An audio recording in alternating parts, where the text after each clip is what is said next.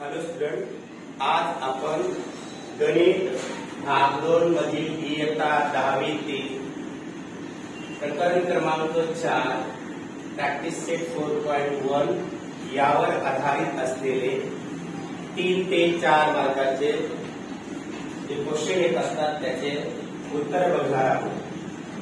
आता सुरुवात करताना सराव संच 4.1 मधील हे जे दुसरं एक्झाम्पल आहे, तर याच्यामध्ये त्रिकोण PQR समरूप त्रिकोण LTR, समरूप म्हणजे लहान मोठे त्रिकोण, आकाराने सारखे आणि मापांनी मोठे लहान मोठे।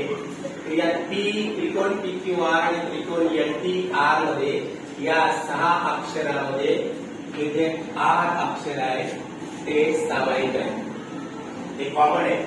म्हणून याची रफ डायग्राम काढायला एक रूल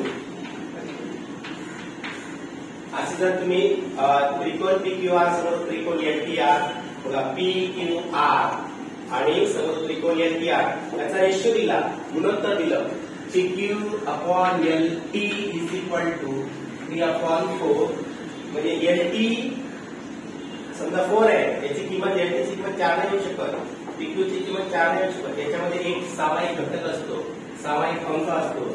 याचा अर्थ LTR हा मोठा आहे आणि PQR हा लहान त्रिकोण आहे, ज्याचं R हे अक्षर सामायिक आहे।